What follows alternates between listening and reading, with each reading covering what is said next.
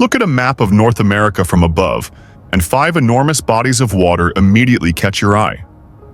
They sit right in the heart of the continent, stretching across hundreds of miles, holding 1/5 of all the fresh surface water on the planet. The Great Lakes, Superior, Michigan, Huron, Erie, Ontario. They look ancient. They look permanent. They look like they have always been there. They haven't. In geological terms, the Great Lakes are newborns, 12,000 years old. That is nothing. The Earth is 4.5 billion years old. If you compress the entire history of the planet into a single 24-hour day, the Great Lakes would not appear until the final fraction of a second before midnight. They are a blink, a flash, a momentary feature on a landscape that is constantly being rewritten. And the story of how they were created involves forces so powerful, so immense, and so relentless that they make every human achievement look like a footnote. It begins not with ice, but with an ocean. 385 million years ago, the piece of land we now call North America did not sit where it is today. It was near the equator, surrounded by warm tropical seas. The climate was nothing like what we see now. Think of a world closer to the Caribbean than to the frozen north. Shallow seas covered vast stretches of the continent, and in those warm, sunlit waters, life was thriving. Coral reefs grew along the seafloor. Generations of marine organisms lived and perished, their shells and skeletons accumulating layer upon layer on the ocean bottom. Over millions of years, that biological material compressed and hardened into limestone, a soft, pale rock that would become the foundation of everything that followed. But the ocean did not stay forever. Over immense stretches of time, the seas advanced and retreated, driven by shifts in climate and the slow drift of the continent. Each time the water receded, it left behind vast salt flats.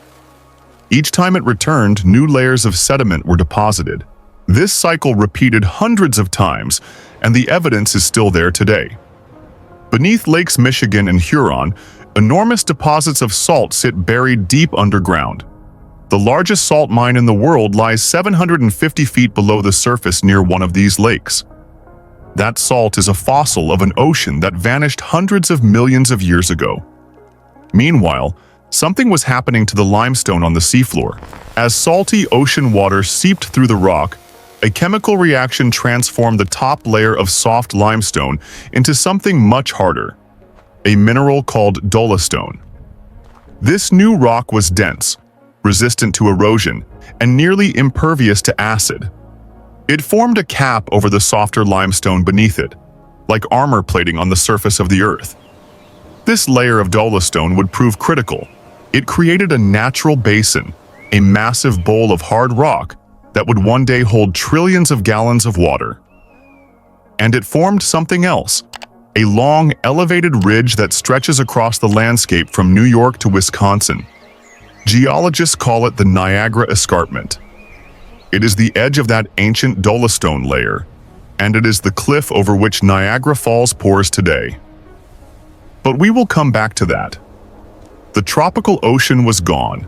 The salt was buried. The dolostone was in place. And then, for hundreds of millions of years, not much happened. The landscape sat quietly, shaped only by the slow work of wind and rain. Rivers carved shallow valleys into the rock, draining water toward the south and east. These river valleys were modest, unremarkable. No one looking at them would have predicted what was coming.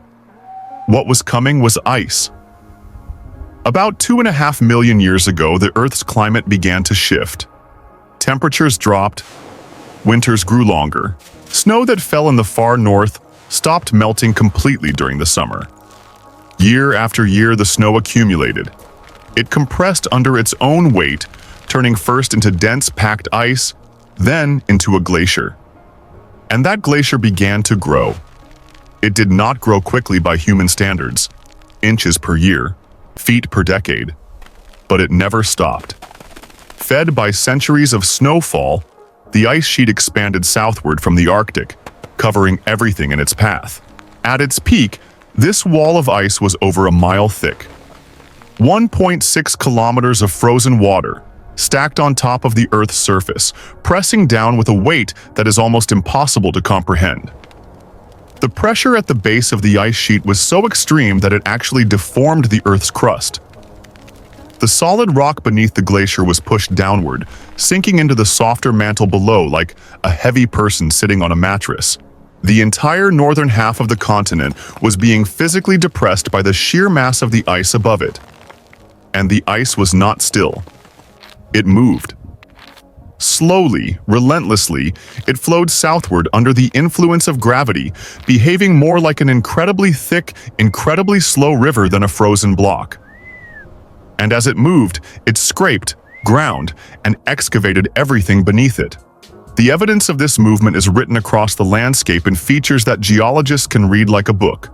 Scattered across the northern United States and southern Canada, there are thousands of hills shaped like upside-down spoons. Smooth on one side, steep on the other. They are called drumlins, and every single one of them points in the direction the ice was traveling. They are compass needles frozen in earth, each one telling the same story. The ice came from the north, and it moved south. Then there are the erratics, enormous boulders, some weighing 80 to 100 tons, sitting in the middle of flat fields hundreds of miles from the nearest mountain. These are not rocks that rolled downhill or were carried by rivers.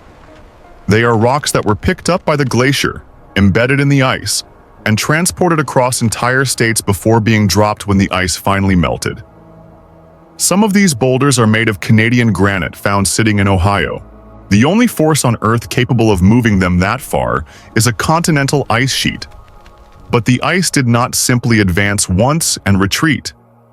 It came back, again and again. Geologists have identified evidence of up to 10 separate glacial advances over the past 2.5 million years. Each time, the ice pushed south, grinding and scraping the landscape. Each time it retreated, it left behind a slightly deeper, slightly wider basin. And each time it returned, it picked up where it left off, deepening the scars it had already made. The ancient river valleys that had been carved into the rock millions of years earlier played a crucial role in this process. When the ice sheet reached these valleys, the ice funneled into them, concentrating its erosive power. Instead of spreading evenly across the landscape, the glacier created what scientists call ice streams, rivers of fast-moving ice within the larger sheet. These streams moved faster and cut deeper than the surrounding ice, carving the valleys into the massive basins that would eventually become the Great Lakes. The ice was essentially using the landscape's own features against it, exploiting every weakness, every soft spot, every pre-existing channel to dig deeper and wider. The old river valleys acted as guides, directing the most destructive force on the continent into precisely the areas that would become the lakes. But 2 of the 5 Great Lakes owe their depth to something even older than the river valleys, something violent.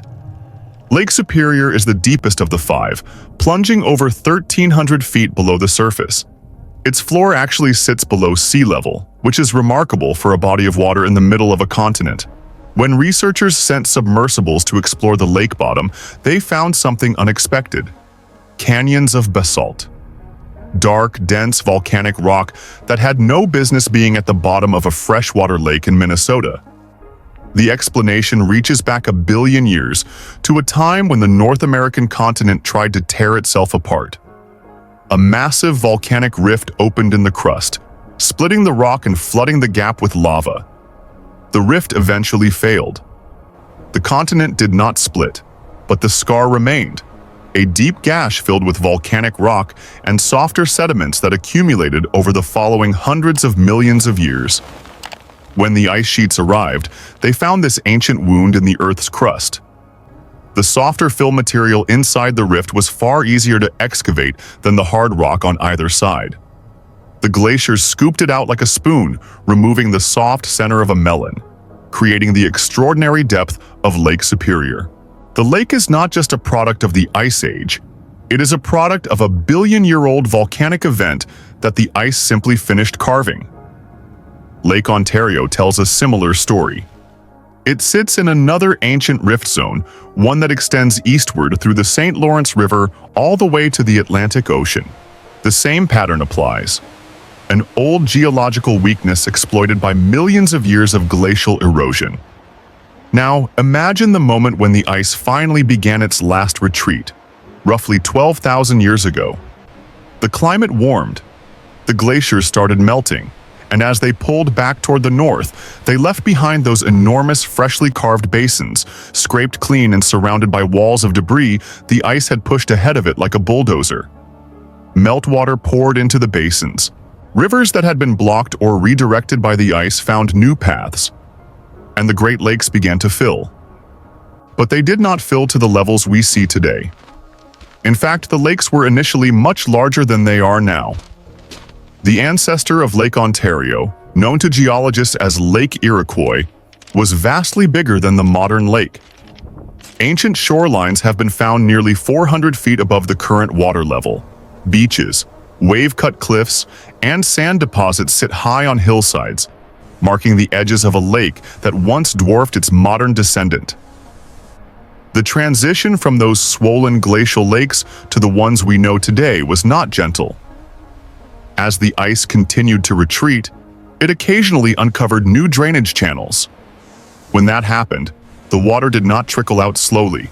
It burst through in catastrophic floods, draining enormous volumes in a matter of days or weeks. The evidence for these floods is dramatic. Along the Indian River and other channels in the region, geologists have found massive potholes, cylindrical holes bored into solid rock by the swirling force of floodwater carrying stones and gravel. Some of these potholes are large enough to stand inside. They could only have been carved by water moving with tremendous velocity and volume, the kind of flow you get when an entire glacial lake suddenly finds an exit. These floods reshaped the landscape in ways that are still visible today. River gorges, dry channels, and fields of scattered boulders all bear witness to the violence of the deglaciation. The Great Lakes did not settle quietly into their basins. They thrashed and surged and overflowed before finally finding something close to equilibrium. But that equilibrium is an illusion. The Great Lakes are still changing right now in ways that will eventually transform them beyond recognition. The first force at work is something called isostatic rebound. Remember that the weight of the ice sheet pushed the Earth's crust downward. When the ice melted, that weight was removed, and the crust began to rise back up, slowly, imperceptibly by human standards, but measurably over centuries. In the northern parts of the Great Lakes region, the land has risen as much as 1,800 feet since the glaciers retreated. And it is still rising. This uneven uplift is tilting the entire lake system. The northern shores are rising while the southern shores remain relatively stable. The effect is like slowly lifting one end of a bathtub. The water shifts, shorelines change. Rivers that once flowed one direction begin to flow another. This process is gradually altering the drainage patterns of the Great Lakes, and over thousands of years, it will change which lakes drain into which rivers, and ultimately, where the water ends up. The second force is more immediate and more dramatic: Niagara Falls. The falls exist because the Niagara River flows over the edge of that ancient dolostone layer, the Niagara Escarpment. The hard dolostone forms the cap of the falls, but beneath it lies the original soft limestone. The water pouring over the edge erodes the soft limestone from below, undermining the hard cap until chunks of dolostone break off and the falls retreat upstream. This is not theory, it is observed fact. Niagara Falls is moving backward, retreating toward Lake Erie at a measurable rate. Early estimates in the 1800s suggested the retreat was about 1 foot per year. Modern measurements, accounting for the diversion of water for hydroelectric power, put the natural rate closer to 3 feet per year. When Charles Lyell, one of the founders of modern geology, visited Niagara Falls in 1840, he used the rate of retreat to calculate how long the falls had been eroding. His math, based on the distance from the falls to the escarpment edge at the town of Queenston, gave him an age of roughly 35,000 years. But Lyell underestimated the rate. With modern measurements, the corrected calculation yields an age of approximately 12,000 years, perfectly matching the end of the last ice age and confirming the timeline for the formation of the Great Lakes. The falls are a geological clock, and they are still ticking. In approximately 21,000 years, at the current rate of retreat, Niagara Falls will reach the shore of Lake Erie. When that happens, the hard dolostone barrier that currently holds back the water will be breached. Lake Erie will begin to drain rapidly through the gap, and the consequences will cascade through the entire system. The water level in Lakes Michigan, Huron, and Superior, all of which are connected and drain eastward through the system, will drop by an estimated 180 feet. Lake Erie, the shallowest of the five, will essentially empty. The geography of the entire Great Lakes region will be fundamentally altered. Cities that currently sit on lake shores will find themselves miles from the water. Ecosystems that depend on the lakes will collapse. The largest freshwater system on Earth will be diminished in ways that are difficult to fully predict. And yet, even that is not the end of the story. Geologists are confident that the glacial cycles will continue. The same orbital variations that triggered past ice ages will trigger future ones. In tens of thousands of years, the ice will return. It will advance from the north, covering the same ground it has covered before. It will find the basins of the Great Lakes, now perhaps partially drained or filled with sediment, and it will begin the process of excavation all over again. The Great Lakes as we know them are temporary. They are a snapshot of a process that has been repeating for millions of years and will continue for millions more. They are not permanent features of the landscape. They are evidence that the landscape itself is never permanent. That everything we see, every mountain, every valley, every body of water, is just one frame in an animation that plays out over timescales we can barely imagine. 12,000 years ago, there were no Great Lakes. 12,000 years from now, they may look nothing like they do today. And 12,000 years after that, they may not exist at all, only to be reborn when the next wave of ice arrives to sculpt the continent once more. The Great Lakes are not just lakes. They are a record of the forces that have shaped and are still shaping the surface of our planet.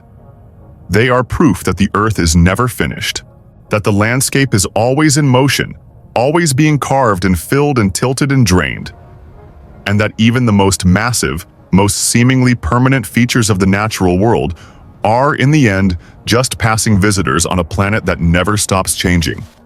We are standing on a work in progress, and the Great Lakes are the proof.